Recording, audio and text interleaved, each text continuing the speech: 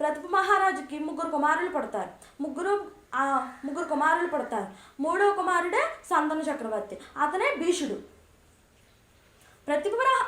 ప్రతిభ మహారాజు భీషుడితో అంటే సంతను చక్రవర్తితో అంటాడు, ఏమని, నీవు ఈ రాజ్యాన్ని పాలించు, నేను అడవిలోకి వెళ్ళి తపస్సు చేసుకుంటాను అని చెప్తారు.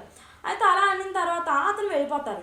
ప్రతిభ మహారాజు తపస్సు చేస్తూ ఉండగా గంగాదేవి వచ్చి కుడి తోడపై కూర్చుంటారు. కూర్చున్న తర్వాత అప్పుడు అంటారు, నేను నిన్ను వివాహం చేసుకోవాలనుకుంటున్నాను, పెళ్లి చేసుకోవాలనుకుంటున్నాను అని అంటారు.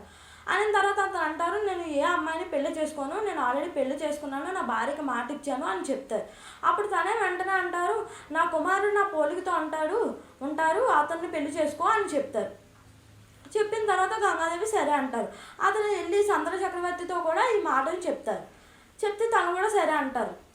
అయితే నేను ఇందాక భీషుడు శాపం పెట్టారని చెప్పాను కదా బ్రహ్మదేవుడు, అతను గంగాదేవి అనుకుంటున్నప్పుడు ఏమని అనుకుంటారంటే, నేను ఇక్కడ వచ్చి ఉండకపోతే అతనికి ఇలా జరుగును కాదు కదా అని చెప్పి తను కూడా భూలోకంలోకి వస్తారనమాట. భూలోకంలోకి వస్తూ ఉండగా తనకి అష్టవసువులు కనబడతారు. అష్టవసువులు ఎవరంటే విష్ణుదేవుడు అంటారనమాట.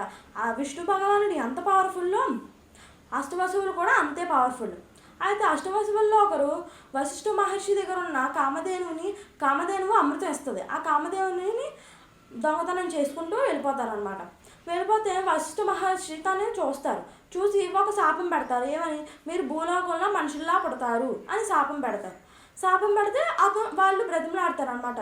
అలా బ్రతిమలాడితే ఏమని, నేను విష్ణుదేవ భగవాన్ని వదిలి ఉండలేము అని బ్రతిమలాడితే ఆ దొంగతనం చేసిన వాళ్ళు మాత్రం భూలోకంలో మనిషిలా ఉండిపోతారు, మిగతా వాళ్ళందరూ మళ్ళీ చనిపోయి స్వర్గలోకంలోకి విష్ణువు దగ్గరికి వచ్చేస్తారు అని శాపం పెడితే ఇప్పుడు గంగాదేవి వచ్చి సంతన చక్రవర్తి దగ్గరికి వెళ్తారు. సంతన చక్రవర్తి గంగాదేవి యొక్క అందాన్ని, గంగాదేవి చాలా అందంగా ఉంటారు కదా, ఆ గంగాదేవి యొక్క అందాన్ని గుణాలని చూసి అంత మైమర్చిపోయి పెళ్లి చేసుకుందాం అని అనుకుంటారు. అతను గంగాదేవిని అడుగుతారు, నేను నిన్ను వివాహం చేసుకుందాము అని అనుకుంటున్నాను అని అడుగుతారు.